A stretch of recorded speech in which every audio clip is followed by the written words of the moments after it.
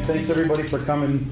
And you can consider yourselves in an elite group because this is the first panel I've ever done. So please bear with me if it's terrible and if my voice goes away because I didn't have much of it yesterday since Friday night. So I'll take it. Yeah, he'll help me out. So anyway, first off, this is going to be an open discussion. So if anybody wants to jump in and you have any questions or comments, we don't need to wait till the end. You just put your hand up or you just yell it out, whatever. We're just going to talk about it because that's really why I'm doing this. For those of you who don't know, my name is Chad the Gaming Dad, and I do a YouTube channel. I call it Dad's Games, and I do that mainly because I was born in '74, so that you do the math. I'm not a 20-year-old guy doing a YouTube channel and stuff like that, right? That's really why I started it.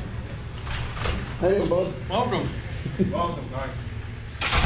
So yeah, really that's why we began the channel, is because I really love video games. I kind of consider us first generation gamers because we've been there since they invented these things practically, you know? I mean, I was really little and there were people older than me too, but I remember playing, he actually owns a few of those things that, what were they? The Pongs?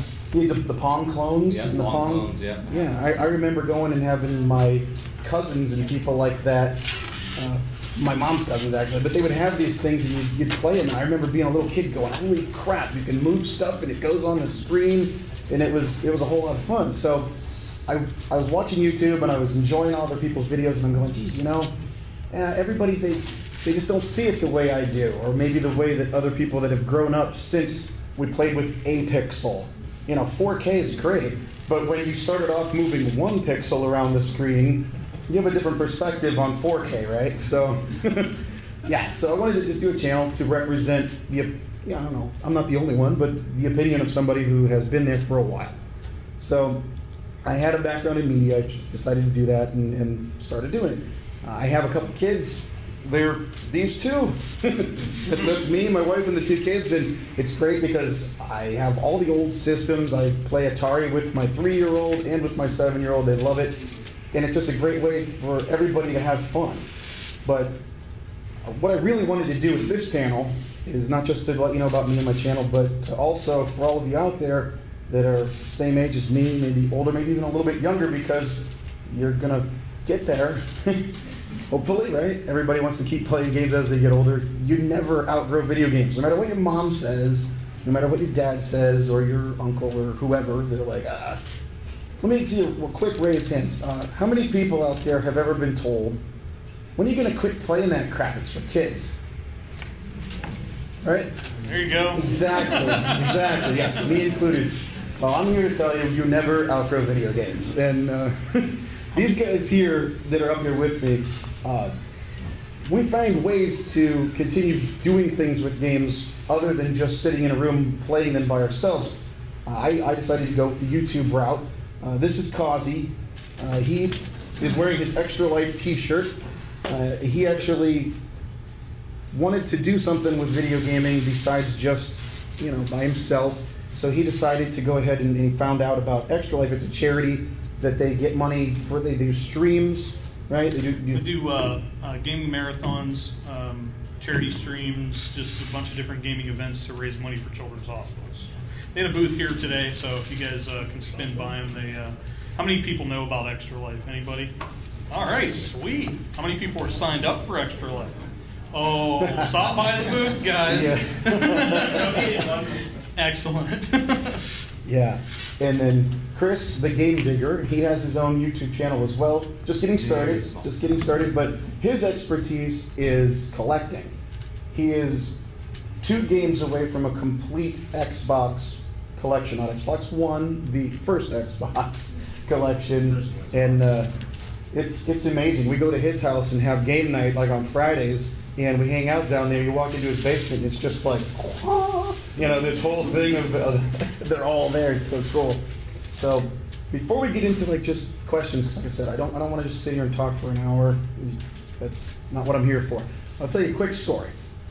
Like I said, as you get older, first your parents and people are going to buy you games when you're a kid. As you get older, they're going to ask you, why do you still play these things? What are you doing? Like I said, you never outgrow video games. My analogy I like to tell everybody, people look at the Rolling Stones when they go out on tour, and they're like, the heck are these old guys still going out on tour for, right? Well, they were the first rock stars, the first generation rock stars. We don't know what rock stars do when they turn 80. Apparently, they keep going on tour. That's what they do. So we are the first generation of video game players, the people that grew up with them as kids. We were the first ones to get them as kids, so no one knows what we do when we get older. Guess what? We keep playing video games, right? I know I do. So I thought I was alone. That's the thing that happens with, as you get older, because of the, it seems like it's a cultural thing, you know? I felt like I was alone. I wanted to keep playing games, and I was collecting games and stuff, and I would go to work, and my coworkers are like, what, are you still playing that crap, you know? And, well, yeah, I'm going to GameStop before I go home, and they just want to go out for beers, and I'm like, yeah, I like beer, but I really need to get that new game that came out, and stuff like that, and I just felt like I was alone. So I wanted to start something. I started my channel. He felt the same way. Didn't know anybody, felt like he was alone, decided to sign up for Extra Life, not just to have something to do with his games, but to also meet like-minded people, have somebody to hang out with and talk with. Yeah, I've been with Extra Life for about 5 years now, and when I first started Extra Life, didn't really know anybody, just signed up online, and like he's talking about your coworkers, all my coworkers that played games were younger people, and they mainly played like CS:GO and like all this stuff that's on PC and online, and I was still more into consoles. So once I got involved with Extra Life, I actually did start meeting more and more people like Chris and like Chad here. I could hang out with. Chris also. We met at a game convention similar to this, and we're both from Ohio.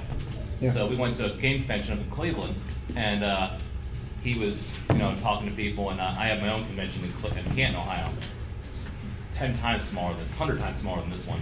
But and he's like, oh, there's a convention in Canton, Ohio. Yeah, I was like, yeah. And we started talking, and next thing you know, we found out, holy shit, we live 2 blocks away from each other. Yeah. I never knew these guys. It's crazy because here we're like, really? And next thing you know, we're over hanging out at each other's house, going playing games, and no longer is that, idea of, I got to go home and play video games because I love it and have to hear it at work. I'm too old to play it. We live 2 blocks away. Yeah. And Cawzy, we met at my conference.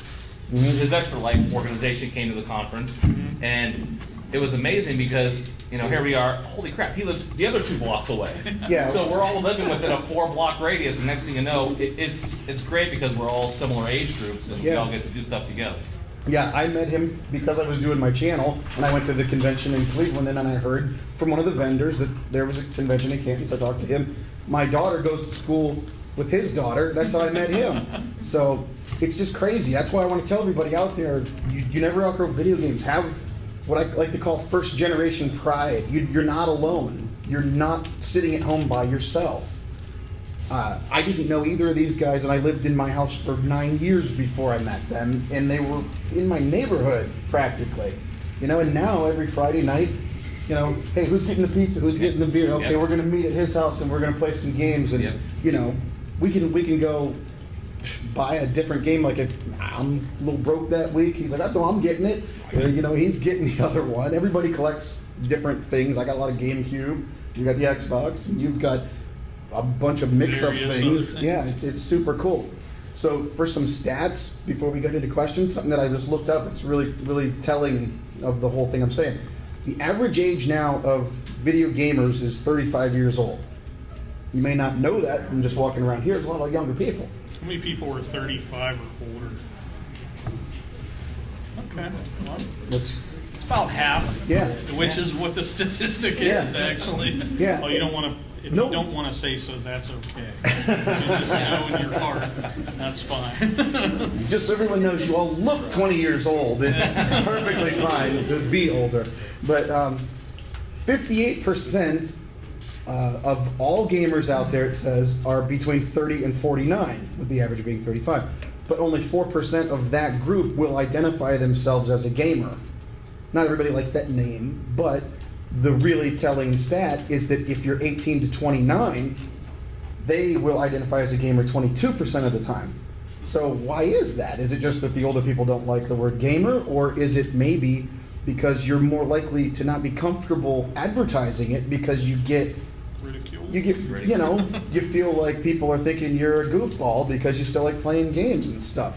And so that's really what I noticed, is that the trend is that as you get older, you're more likely not to be comfortable talking about it. And then another interesting note, everybody always says video games are for guys. At least that's how it always was when I was in college and stuff. They're like, it's a guys play video games, you know? Well, as you get into the older demographic, it almost goes 50-50 guys and girls, which is really cool. Because maybe the girls have been playing it the whole time too, and as they get older, they don't care what people think either. You know? That's what I think, is that nobody's really not playing games. Everybody continues to play them. It's just, it's the societal pressures to make you not want to say you like something. But I'm here to tell you, I love it, and I'm going to always play. And I love walking around the convention and talking to people and meeting these guys and having actual friends in my neighborhood. If you let people know, don't be afraid, because chances are they're playing too, and then you might actually have something to go do. I mean, it's okay for everybody to say, oh, I golf every weekend, that's fine, let's go golfing. Nothing against golfing, but you should be able to say that you like playing your PS4 or your NES too, right? So, like I said, as these stats show, people clearly don't outgrow video games. They just feel pressure, and sometimes you feel alone, but we're here to say you're not alone, and be proud of your favorite hobby and let everyone know so that we can all have fun together. And we really need to have a much bigger, I don't know, presence at these things, I think. I mean, I want to, if somebody needs to stand up, I want to lead the charge and go, let's go. We're not done. We're still playing games. Let's go show these guys, because they don't know what they're doing. You know, you go and watch people's videos and they're talking all about, you know, how you should play Mario or how you should play the Atari 2600. And it's like, I had an Atari 2600 when it was new. That wasn't, I didn't get into it because it's a cool retro game. I got into it because it was for Christmas, you know? That's a bigger difference, right? So with that said, what do you guys think? What do you want to talk about? Like I said, this is an open discussion. What have you faced? Yeah, I saw you first. Well, from our problem, actually, you who just got married recently, we're both running out of time. We have so many backlogs. Like, there are games that we want to play, we just don't have the time to. So it's hard for us to even say we're gamers if we don't have the time to play them anymore. And that's kind of where I am in my life. He's in his. It's also rough when your wife don't play them. That's true. That's true. I'm lucky. My wife doesn't really like games, and not only am I playing them, but I'm sitting editing videos for hours on end when I decide to put those up. So yeah, I get that. But when you're married to somebody, even if they don't really like the games that much, hopefully they understand that that's your thing. And when I hook up the old NES, she still wants to play that because she likes the NES, especially Back to the Future. I don't know why it was nostalgia blinds all, apparently, because that was a game she had as a kid, and I got a flash card and I put it on there. I have a copy of it too, but the flash card allows you to do save states. So we save stated to the end of Back to the Future, and you should have seen the smile on her face. She was like, I beat Back to the Future. I'm like, yeah, kind of, but yeah, you beat it. You know? It was so cool. What else? Yeah. Good. Just a reforming guy, I mean, my mom's Republican, my dad's a Democrat. Anything could happen, so, you know. That's true. That's true. You had a question. I was gonna say when I was playing Pokemon, I still do. Mm-hmm. Like 10 years ago, I stopped playing, like didn't get the extra games like Emerald and all that, because I thought no one else was playing, and then I found out I have a bunch of friends on the computer like 10 years older than me, still playing Pokemon. Oh yeah, I still play Pokemon. It's funny you say that because, you know, age doesn't matter. I'm older than both of them. I'm almost 10 years old than Cawzy, and we've become the closest of friends, and it's just because of games. It doesn't matter if you're an 18-year-old kid playing the same game I'm playing. We have something in common to talk about, and that's all that really matters. Same here. I have someone 10 years older than me. We're always talking about games or stuff.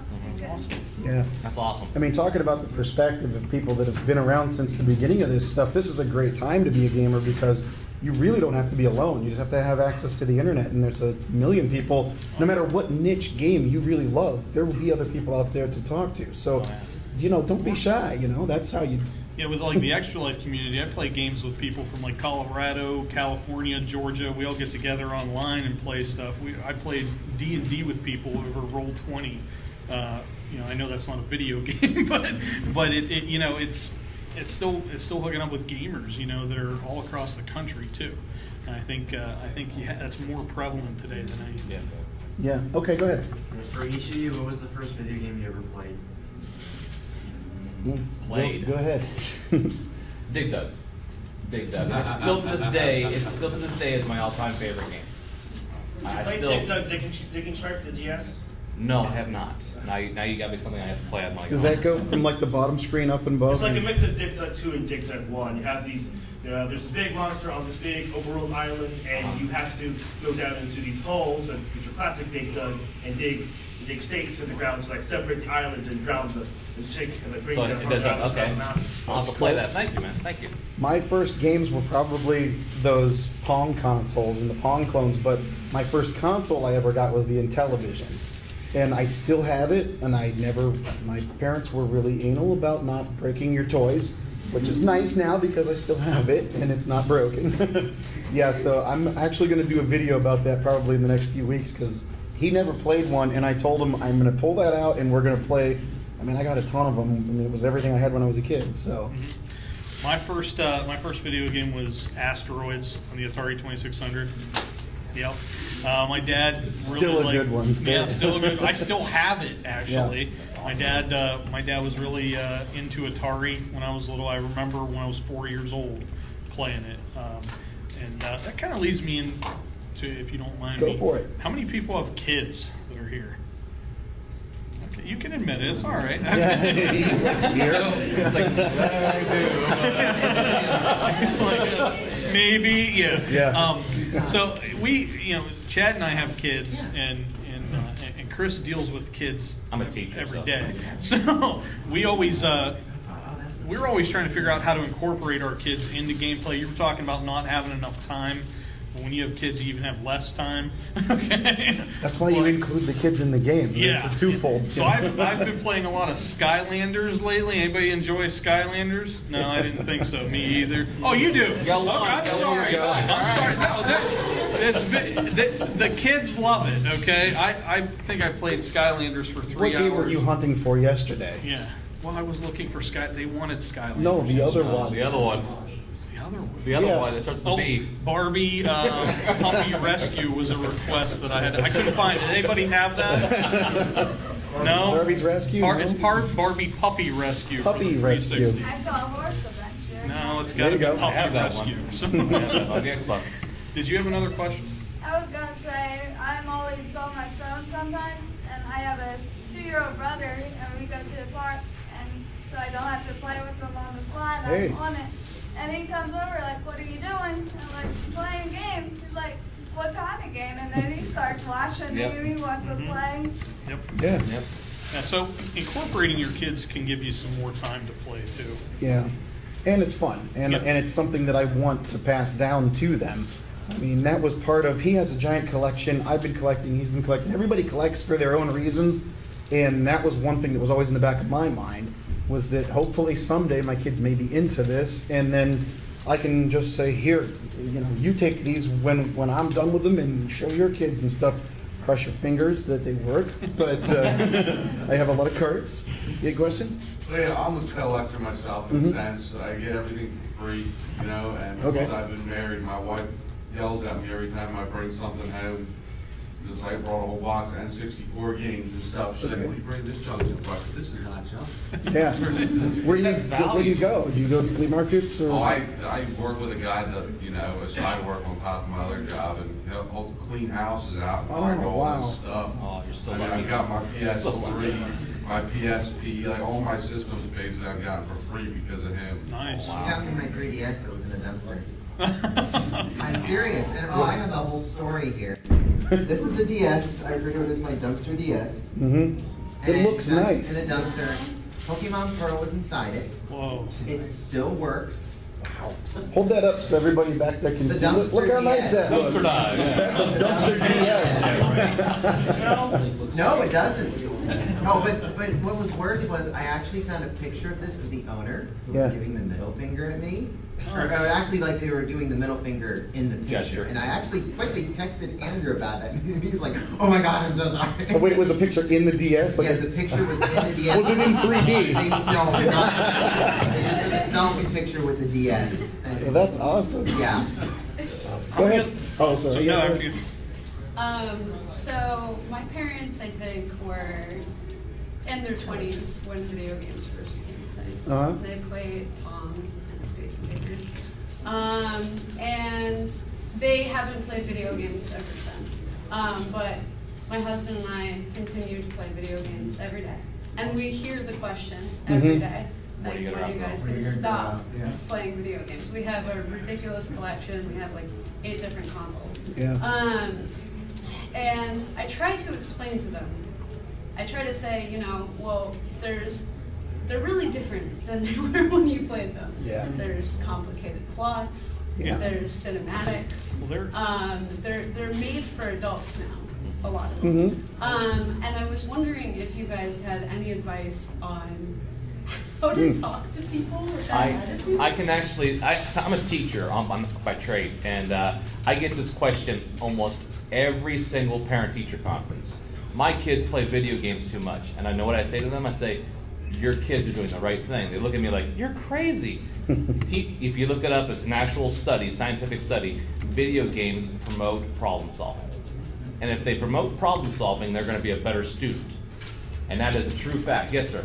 Well, now, see, there's a controversy on that one. Like with video games they're playing. Well, Yeah. I guess that's Right. Shoot 'em up games, that, because from what I hear, that influence kids to do things that they shouldn't do and all that, depending on what age they start playing it at. Yeah. Like my cousin's son, he plays Call of Duty. He's only 6 years old. He's playing Call of Duty, Grand Theft Auto, and all this stuff. And his dad gave him a 22 for his birthday, and he goes around pointing at people.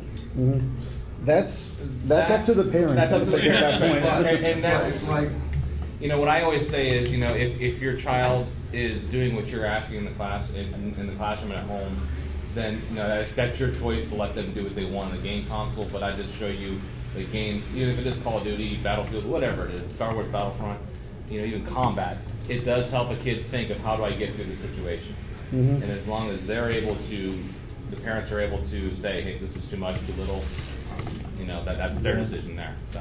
Well, and just, sorry, real quick before I don't want to lose you, okay? I hope I That's gave you okay. some information there. No, I mean, my mom is into quilting. She hates video games, okay?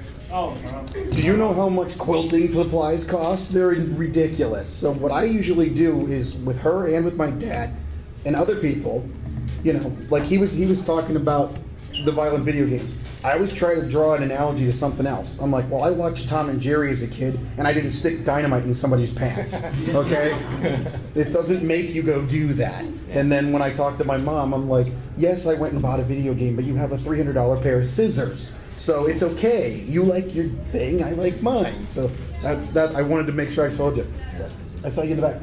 So, piggybacking off of what he said, I feel like, and I don't know if you guys agree with me or not, I feel like the stigma of being a gamer has changed. Like back when we were younger, and I'm 40, so back when we were younger, oh, it's for kids, it's this childish thing. But now I think like kids like millennials now, like they've grown up with gaming, like gaming's a normal thing, but at the same time you have like South Park and its depiction of gamers. You have the gaming community shooting itself in the head with the whole Gamergate controversy. Yeah. And I think stuff like that has, and the idea that, I think you go around and say that you're a gamer, and people just kind of assume that you're either like this violent person or you're this lonely, completely unself-aware person, or just I don't know. It just gives an immediate negative connotation that I think some people don't see, but I think a lot of us older gamers do see that kind of change in the community. What do you guys think? Go ahead. Just to kind of go off of that, I think part of that stigma too for the millennial generation is games now take a lot longer to beat. So you got kids that they're going to play like Red Dead Redemption or let's say Assassin's Creed. That's like an 80-hour game. and they have to, so now they're staring at the TV for 80 hours, where actually I was going to ask you guys about the first generation stuff, because I was 82, so I had the Atari from my brothers and stuff. You could play Mario for like 20 minutes and feel like you accomplished something, and then be outside for a little while, like you had more, but and I found this just now when I try to do modern gaming with like Xbox One. Time just ticks by, like, and I'm like, it's like I'm a zombie. Whereas when I'm actually reverting back to. That's why I come to these conventions. The more retro style, it's just it's a quicker fix. Yeah. Well, I'll respond to a bunch of stuff. First to that, yeah, retro is definitely going to be shorter, but there are newer games out there that are shorter.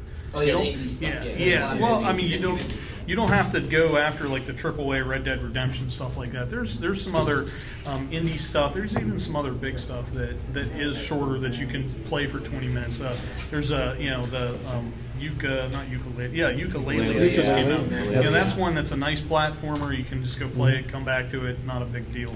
I think with that zombie, I was trying to just kind of build into like it's more that's where the stigma comes from now, especially with millennials, because the parents are seeing them not doing anything. Well, and that creates even more of a stigma. And that's what we're doing with his channel is trying to change that stigma, and what I do with Extra Life as well. I actually converted my entire office. They all thought what you said was that it was kind of a, what they thought back in the day that, it was just a, outsider kind of thing, gaming. Now we have a gaming event at my office every year now, and they all think differently now. You've converted them. I've converted them, and that's where I think we, as an age group or as a demographic of gamers, not necessarily just the old ones, but we need to change that stigma because it is that way. But working towards it, you can make it for the better. And then to kind of piggyback on what you were saying at first, some information you can throw out to people is that gaming now, and you're correct, it's a huge industry now. It's bigger than the movie industry now. And when I tell, like, my mother-in-law attacks me all the time about being a gamer, I tell her it's bigger than the movie industry now. It makes more money than the movie industry, and it is a multi-platform of artwork. Because she's an art teacher, so she looks at everything through an artist's eyes like that. So I dive into that. You got to find something within gaming that you can, kick back to these people like he did with quilting. I kick back with her with artwork. It's music, it's graphics, it's storytelling. You can go that angle too, and then it kind of ushers them into it. So now she talks to me all the time about the different artwork in games. Yeah, that's true. Yeah, speak up. TV's a good one too, actually. Yeah, because TV's a very passive entertainment, whereas video gaming is interactive. Like that's being a teacher. I always say, like, and you'll probably know this. You throw on a video, half your class falls asleep. It could be an educational video. Half of them, their heads are down. You throw on a game. If there was like a game involved, they're now actively stimulated. Or if it's YouTube. Anything that has YouTube in the symbol. Oh, it's YouTube. Really? Did you guys have a question in the back there again? Oh, me? Yeah. I'll leave. Okay. Thank you. Thank you. Thank you for coming. As far as like what you were saying too, I try to select things to play with my daughter now that she's 7 because she's doing well reading at school. So I've introduced her to Paper Mario. I've given her Pokemon games, and she's reading like, she loves Minecraft. She's always asking me, how do you spell this? And she's making signs in Minecraft and stuff. So there's a lot of positive things that you can do with games. You don't have to give them Grand Theft Auto, so. Go ahead. It's funny because my older sister married and has a kid. We grew up with video games, but yet she's raising her son without video games, and I keep trying to push her. I have something I can give him. He needs this stuff, so now he doesn't need it. And so, how's he going to learn that type of stuff then? Yeah, I mean, you have to just explain to people if you can get them to actually listen, because a lot of people are closed-minded about their opinions, and so you have to get them to actually open their ears for a minute and say, to your parents, this isn't Space Invaders anymore. That's a great game, but there's more to it now. There's stories, there's movies, there's art. Like he's saying, and the same thing with you. You could tell them that it's not all shooting guns. There's all other stuff. There's a game for everybody, everything. And then you get surprised by stuff too. Even Candy Crush. Yeah. I mean, it doesn't matter the game, what it is. My mom's 70 years old. And what do I do when I come over? Mom, what are you doing? Playing Candy Crush. I got to get through this level. I'm like, well, I'm glad you're gaming at least. That's My good to grandma did the see. same So, Yeah, my what's mom- that? Oh, My yeah. grandma did the same thing playing Candy Crush. She calls it Candy Crazy. Yeah, crazy. Yeah. My mom got hooked on Angry Birds when it first came out, Yeah. and I was like, "Hey, Mom, what are you playing?" She's like, "Angry Birds." Like, "Oh, you playing video games?" She goes, "I don't play video games." What the hell is that? Yeah, something. Go ahead. I was just going to say, so I once read in a business magazine of all Mhm. places how video games, now they use World of Warcraft, which you can apply to a number of different games, actually teach really good project management skills. You've got a team of people, you got a set of resources, you have to accomplish a task, you have to manage all of that. So it does teach those type of skills. So I was going off of the problem solving that I was saying earlier. Yeah, it works. I use it in my classroom a lot. I say, well, here's your time limit. You have to solve this problem, and each person has to solve a step in the class. So I set it up like a video game, and they're all like, "Oh, I love that. That's awesome." Yeah. So I mean, if it's really how you present it, and I think video games should be used in everyday life because it helps everybody solve a problem. You know, you have a bad day at work, whatever your job is. You know, what do? First thing I do is I go home and I put a game on. It's going to get my mind completely off of work. I know you do it. I know he does it. Yes. And every Friday night we get together and it's like, yes, it's game time. Yeah. And it doesn't even matter what we play. It's like, thank God for video games because they help us relieve that stress. Yeah, I just thought of something just a second when you guys were saying that. I've avoided a couple of actual auto accidents and gotten a couple of tickets because I was obsessed with Gran Turismo back on the PS2. I was in my work vehicle and I'm on the on-ramp and I'm like, I'm going to take the right racing line on this thing. I'm going to go close to this corner and go there. Next thing you know, I'm 75 and I didn't even know. I mean, it works. You can race, follow Gran Turismo, but don't. So, go ahead. Well, regarding games to learn, like, Yeah. my first system was a CDI. Mhm. And actually, it's a funny story how my dad Sorry. Oh, but it gets even better. 'Cause Well, my you first- got it at work. It was My first Mario game was Hotel Mario. Yeah. My first Zelda game was Zelda's Adventures, followed by Link in the Face of Evil. Sorry. You know, no, but if he still has them, those are Because collectibles. my dad was in the store when his boss was in with him. The boss was looking at like, do you like that stuff? And I was like, oh yeah. And his boss just decided to buy the system with several games. And my dad was lucky enough to get the demonstration disc when the stores were going out of business, and they were the discs that they put in the systems for like the demo of the other people. But they weren't smart enough to just put a portion of the game. They put the whole game on the demonstration disc. Why? I don't know. But when I was younger, they forced me to play this god-awful learning game called Sticky Bear Math. And I was thinking, would the video games that we have today, are they actually better at teaching kids, like, say, how to read or how to do math than those games way back when, like the Jumpstart Typing or Jumpstart Well, Math Blaster? they made those old games. They were boring. They were educational, but there has to be fun in there too somehow, right? Is that, I use a lot of, I teach math and reading, and I beg my principal all the time, can I get my kids to get on this website to play a game to learn their multiplication facts? I teach 4th and 5th grade. And she's like, sure, we'll allow them to do it. And I'm like, the kids literally cannot get enough of it because they want to get the high score. So it's a video game teaching them the skills they need, and are they able to do it in the classroom? Yeah, it does. Now, does it equate to higher level grades? I don't know. I just know it works for me. And I think it probably would if those programs worked for my class. They probably would work for every class. I'm teaching my oldest daughter I'm helping her learn to read more and more with turn-based RPGs. She loves turn-based RPGs like Final Fantasy. There's one called Earthlock, Costume Quest 1 and 2. She loves those because you got to read every little thing. So she's like, attack here, do this, tap it, and she's reading everything, and she just catches on a lot faster because it's a game and it's exciting and it's colorful and fun. But guess what? I make her read that. What should we do? Speaking of that, do you prefer the games that have like a make-up language that you're still forced to read, or the ones that just read it to you? Like there are some games like they say, oh, we want to put over voice acting for this. Well, Nintendo's like, oh, we're just going to come up with some cutesy language and give you English so you understand what they're saying. yeah, ukulele. yeah. It just depends on the game for me. I know that you learn, even if somebody is speaking it, if it's on the screen, you learn to read better. You know, I played through Yakuza. Who likes Yakuza? I gotta just ask, I love that game. You guys, anybody play Yakuza? You must get Yakuza, I'm sorry. There's your guy right there. Yes. There was a guy a couple days ago here dressed up like one of the characters, and nobody's gonna get this except for him, but he had the eye patch on and the long, I went up behind him and I went, Goro Majima! And he turned around and he freaked out. It was great. But that's in complete Japanese. There's no English in that game at all except for the subtitles, and I was completely sucked into that game. So I didn't learn any Japanese, but I was sort of reading all the words that were in there, other than Goro Majima. I knew that. So.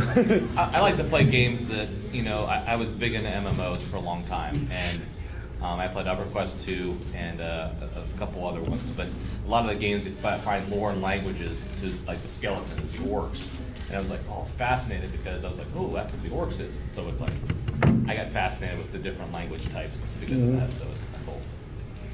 It amazes me how children now, you give them an iPad, they know what to do, give them everything, and like they learn so quickly now. Like I never knew how to use a computer until I was 12, and my 2-year-old brother's using an iPad, changing the channels. It's funny. I mean, the kids just know this stuff. Yeah. And my wife got a projector for her birthday, and it arrived while we were here, and she texted me. I tried to get this thing to work for an hour, and then my 7-year-old hooked it right up.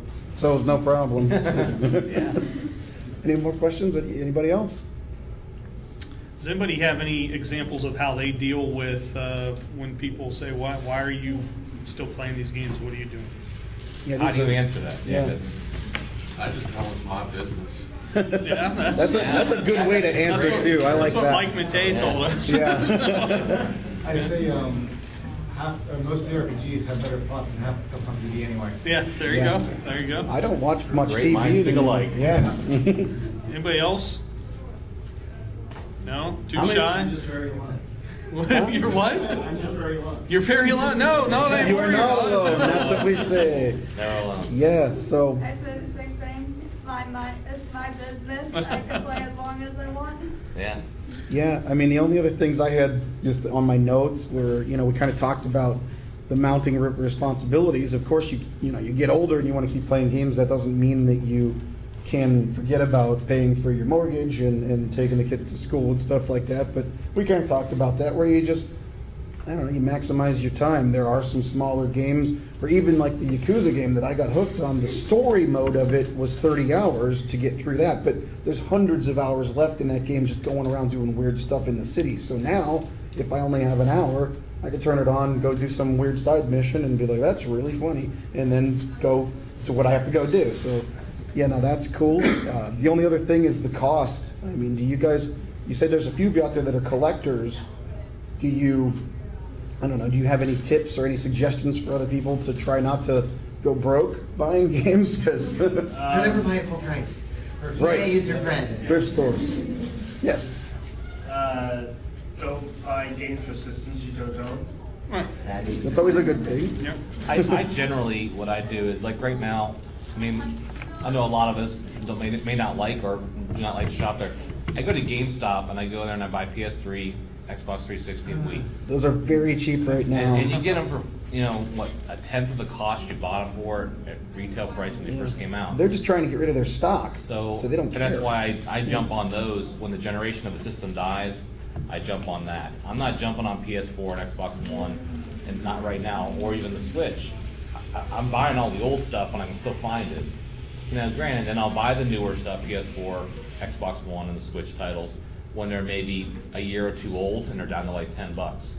Rarely do I shouldn't say rarely anymore, but I hardly ever buy a full price game just because it's just not, because within 2 weeks, it's already down to 30, 40 bucks. Yeah, if you look at someplace like Best Buy or even GameStop, a month later, they're $20 less, and then, you know, I bought into one of the Best Buy cards. It's like $30 for 2 years. It gives you 20% off everything. I'm not here to shill Best Buy, but I buy stuff there because brand new games for me are $47, no matter what, because that's what, even at full price. So there's ways to try to keep yourself from, you know, buying everything and going broke. But I don't know. I mean, yeah, go ahead. Well, This is something that I've always been annoyed with games. How do you get that sticker in the corner? Goo Gone. off? Goo Gone. What's that?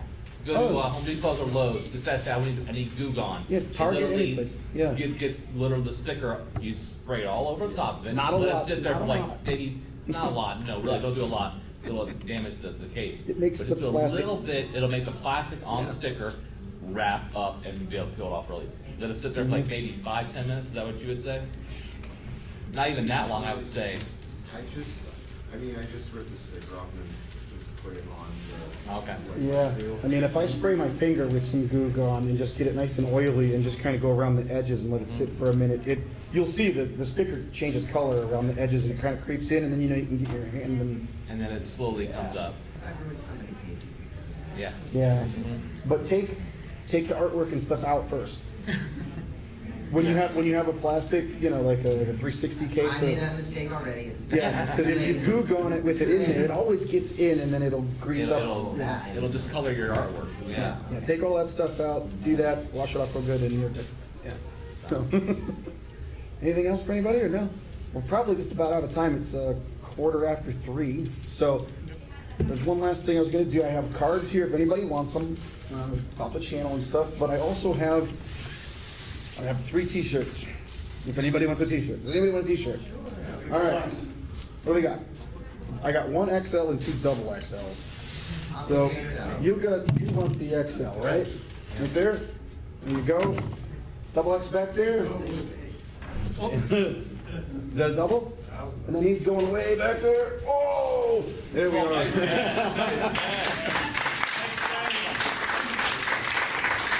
And that's it, guys. So thanks a lot for coming, and you really made my very first panel a success. It was a good time. Thanks for being here. Thank you, guys. Thank you, guys.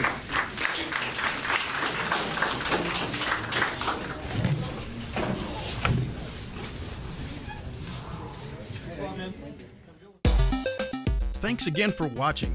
If you liked that video, please press like and subscribe. I love hearing from you guys, so leave your comments and any suggestions down below. Remember, there's tons of other gamers out there just like you and me, and they also know that you never outgrow video games. Feel free to share these videos all over social media, Twitter, Facebook, or whatever you use. This channel is for all of us. Let's make sure they know that they are not alone. Thanks again for watching, and we'll see you on the next one.